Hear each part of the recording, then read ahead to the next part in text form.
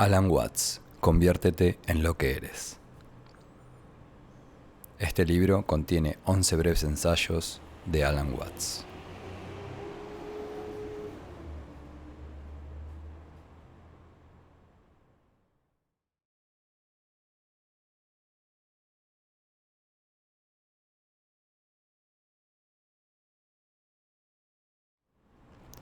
Primero, la paradoja de la negación de sí mismo.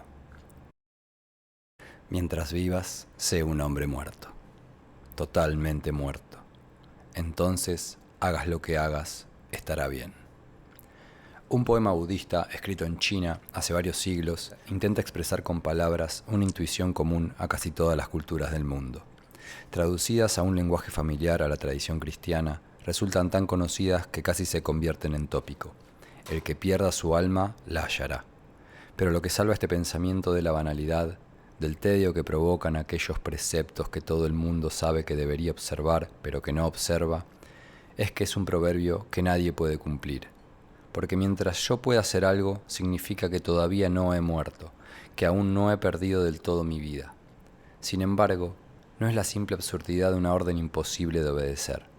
Es una comunicación real, una descripción de algo que ocurre a las personas, como la lluvia o la caricia del viento.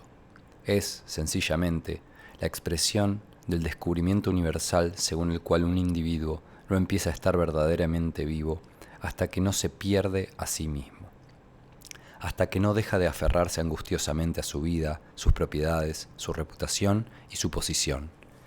Es la verdad irreductible de la idea monástica de la santa pobreza, de vivir una existencia sin ataduras en la que, como todo se ha perdido, nada queda ya por perder, que fomenta una clase de libertad poéticamente comparada a los pájaros y al viento, o a las nubes deslizándose por un cielo infinito.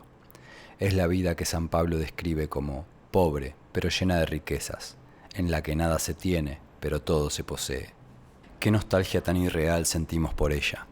María Antonieta representando el papel de pastora en los jardines de Versalles, presidentes de grandes compañías retirándose a solitarias cabañas de pesca en la montaña, el vendedor de seguros paseando solitario por interminables océanos de arena, preguntándose si tendrá valor para convertirse en vagabundo, o el idealista moral reprochándose a sí mismo no tener suficiente fuerza para abandonar su confortable salario y lanzarse a los tugurios como Peter Maurin y Dorothy Day, o seguir los grandes modelos de San Francisco y San Vicente de Paul.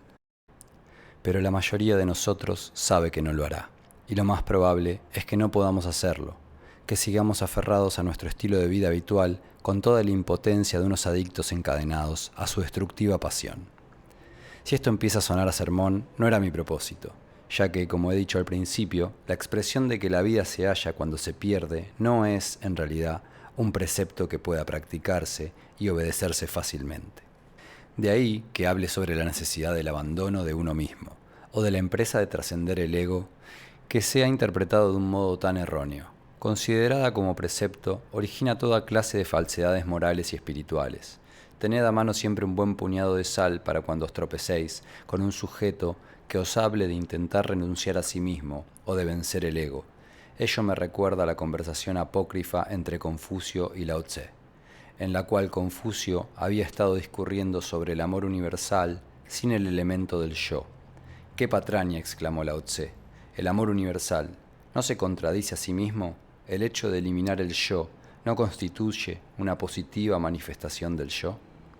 Señor, si queréis que el mundo no pierda su fuente de sustento, ahí está el universo con su regularidad incesante, el sol y la luna con su incesante brillo, las estrellas con sus constelaciones inamovibles, las aves y los animales salvajes siempre en bandadas, los árboles y arbustos creciendo en todo momento.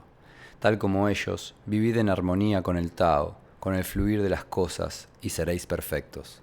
¿Por qué, pues, esos vanos esfuerzos acerca de la caridad y del deber de uno hacia el prójimo, que son como golpear un tambor a la búsqueda de un fugitivo?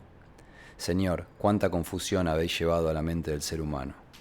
Como ya he dicho, la verdad acerca de que la vida se encuentra cuando se pierde, no es un precepto, sino la realidad de algo que sucede de muchas y diferentes maneras. No se da a todo el mundo para que se convierta en un evidente héroe moral o en un santo notorio. No todo el mundo ha de ser un canto rodado sin la responsabilidad de una familia. No, debería añadir que es un privilegio de cada uno ser una sacrificada esposa o un esposo modélico. Y aún más, no todo el mundo tiene la suerte de ser el fatalista que se acepta a sí mismo y asume sus limitaciones tal como son, a sabiendas de que es una mala hierba y sin intentar llegar a ser una rosa. Algunos de nosotros siempre estaremos intentando, con un exasperante grado de relativo éxito, mejorar de un modo u otro, y por más que querramos aceptarnos a nosotros mismos, lo seguiremos haciendo. La renuncia a uno mismo y la aceptación de sí mismo no son más que diferentes nombres para definir la misma cosa. El ideal para el que no existe un camino, el arte para el que no existe una técnica. Entonces, ¿por qué por lo general esta idea toma la forma de un precepto, de un consejo que seguir o de un método que aplicar? Pues, evidentemente, hay una vital contradicción en la idea de renunciar a uno mismo y también en la de aceptarse a sí mismo. La gente intenta aceptarse a sí misma para ser diferente e intenta renunciar a sí misma para sentirse y verse con más respeto, o para alcanzar alguna experiencia espiritual, alguna exaltación de la conciencia. Y este deseo no es más que la expresión de su interés por sí misma. Estamos realmente obsesionados con nosotros mismos, y nuestras tentativas de rechazo o aceptación son igualmente infructuosas, ya que no logran alcanzar ese centro inaccesible de nuestro yo más íntimo, que está intentando aceptar o rechazar. La parte de nosotros mismos que quiere cambiarnos es la que necesita ser cambiada. Pero eso es tan imposible como que una aguja se pinche con su propia punta.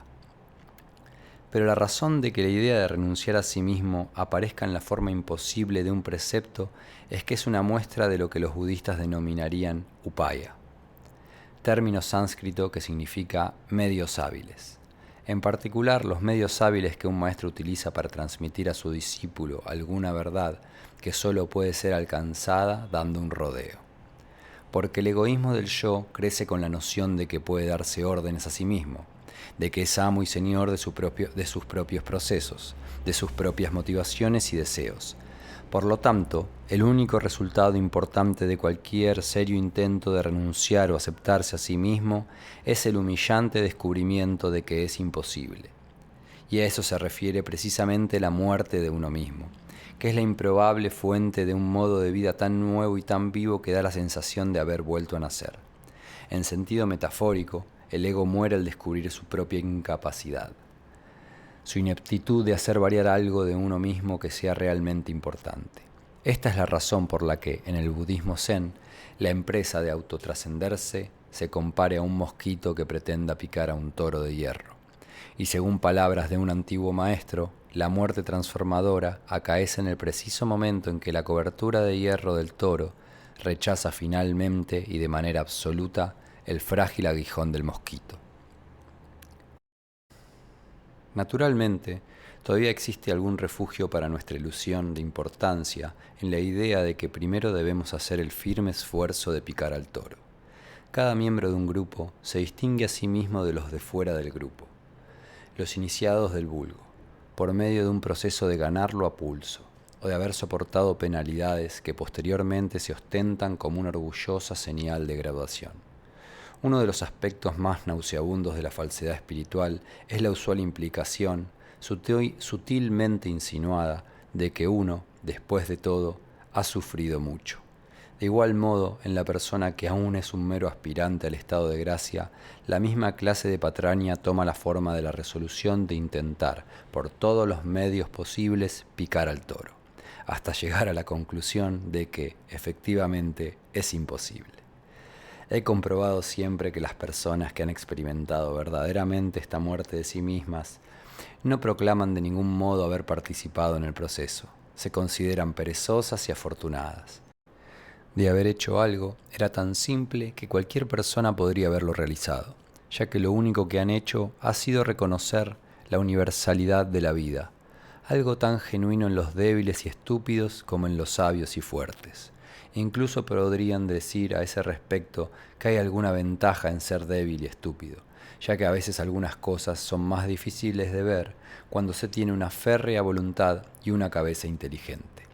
Un próspero comerciante quizá esté menos dispuesto que un simple vagabundo a aceptar el olvido que les engulle, Para el genuino hombre muerto que renace a la vida, ya sea sabio, místico, Buda, Jivamutta o lo que prefiráis, la noción que ha alcanzado este estado mediante algún esfuerzo o alguna capacidad especial es siempre absurda e imposible.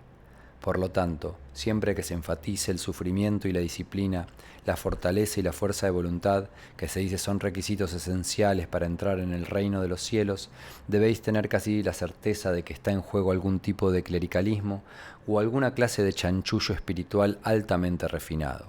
Este tipo de verborrea a veces no pretende otra cosa que ver con buenos ojos un mal trabajo, pretendiendo que una vida de constante frustración es en realidad un gran logro espiritual. En alguna ocasión puede que sea un simple error, ya que hay gente que descubre aquello que tenía al alcance de la mano después de un largo y penoso viaje, y les queda la sensación de que el camino más difícil era el único posible.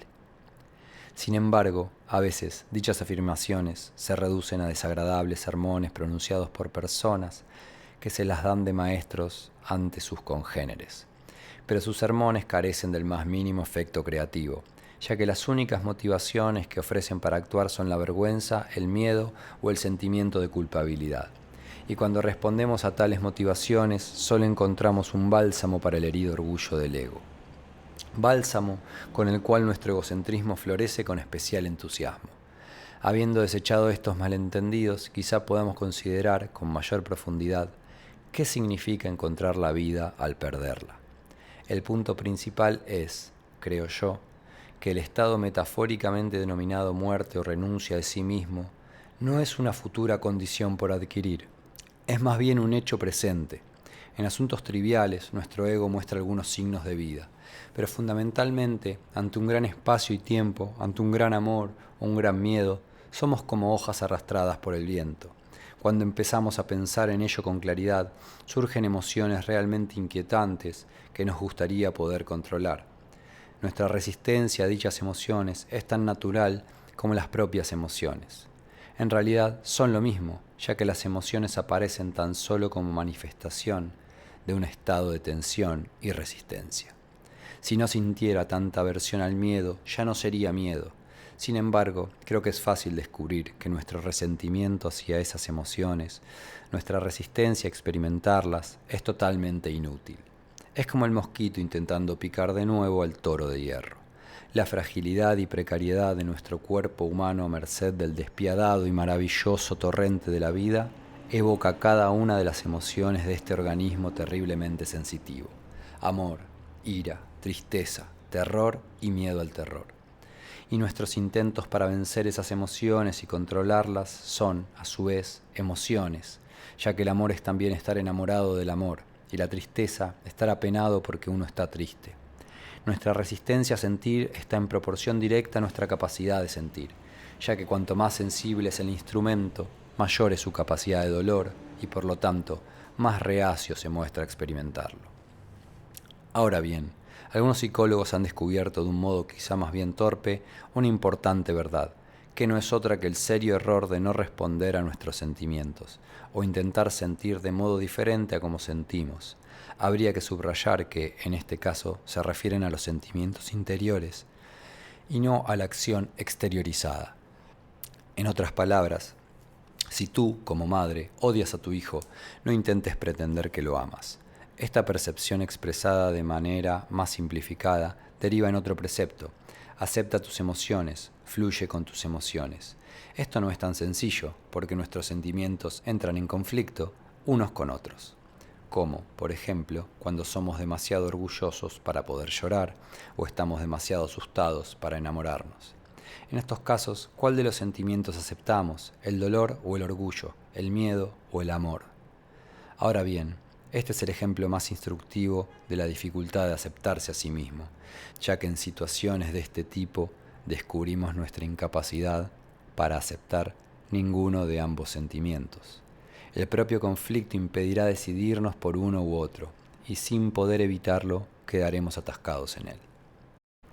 Pero la verdadera importancia de lo que esos psicólogos intentan dar a conocer es la extraña sabiduría de las reacciones naturales y espontáneas de nuestro organismo en el curso de los eventos. La extraordinaria capacidad de interiorizar un evento. muy distinta a estallar en una acción precipitada para evitar la tensión de dicho sentimiento. Es, en realidad, un maravilloso poder de adaptación a la vida, y no es diferente de la instantánea respuesta del agua que contornea la tierra por la que fluye. Espero que quede claro, no estoy hablando del momento de las respuestas en términos de acción, sino solo de nuestro modo interno y subjetivo de responder a las emociones. El punto es que nuestros sentimientos no son en realidad un tipo de resistencia o de enfrentamiento al discurrir de los acontecimientos, sino una respuesta armoniosa e inteligente. Una persona que no sintiera miedo ante la amenaza de un peligro sería como un alto edificio que no cede al viento. Una mente que no se funda con el dolor o con el amor es una mente que se quebrará con demasiada facilidad. Ahora bien, la razón por la que estoy hablando de sentimiento en lugar de la acción externa es que estoy considerando la dificultad del ser humano frente a unos acontecimientos sobre los cuales nada puede hacer. Acontecimientos respecto a los que nuestra única respuesta es la de las emociones.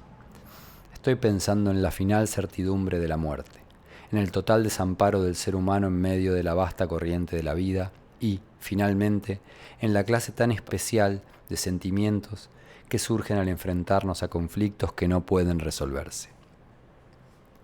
Todas estas situaciones suscitan sentimientos que, a la larga, son tan irresistibles como insolubles las propias situaciones. Son las sensaciones últimas, y la mayor parte de lo que llamamos filosofía no es más que el infructuoso intento de liberarnos de ellas. De ahí que lo que he llamado la muerte del ego suceda en el momento en que se descubre y admite que estos sentimientos últimos son irresistibles. Son últimos en dos sentidos. Primero, porque de alguna forma se relacionan con acontecimientos fundamentales y catastróficos. Y segundo, porque algunas veces son nuestros sentimientos más profundos y radicales con respecto a una situación en concreto, como la frustración básica provocada por un conflicto entre el dolor y la vergüenza.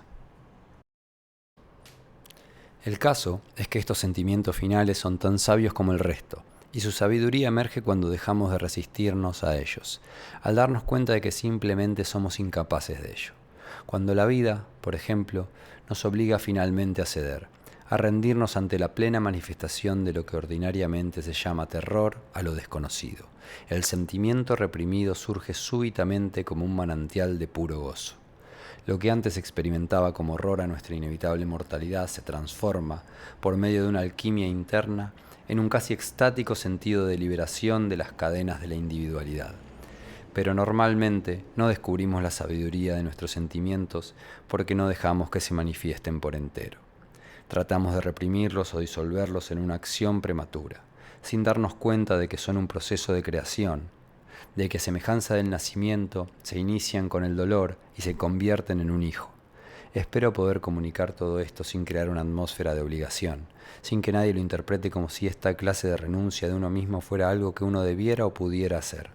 Esta aproximación deliberada, compulsiva y moralizadora de la transformación del ser humano siempre lo obstruye, ya que implica la ilusión de autodominio. Pero es exactamente cuando descubro que no puedo abandonarme a mí mismo cuando me abandono, exactamente cuando creo que no puedo aceptarme a mí mismo cuando me acepto, ya que al topar con la dura roca del imposible es cuando uno alcanza la sinceridad, en la que ya no puede perdurar el encubridor juego del escondite del yo y del mí, del buen yo que trata de cambiar al malo de mí, que es en realidad el mismo individuo que el buen yo. En una expresiva imagen del Zen, toda esta lucha de renuncia de uno mismo es como intentar poner patas a una serpiente, o como un hombre desnudo que pretendiera quitarse la camiseta. Una cita del genial taoísta Chuang Tse dice lo siguiente: desde el punto de vista del sabio, lo junto no permanece unido, ni apartado lo separado. Lo largo no lo es en exceso, ni es deficiente lo corto. Al igual que las patas de un pato, que a pesar de su cortedad, no es posible alargar sin causarle dolor, y las de una grulla, que aunque largas, no es posible acortar sin hacerla desdichada. Del mismo modo, lo que es largo en la naturaleza del hombre no puede ser acortado, ni tampoco alargado aquello que es corto.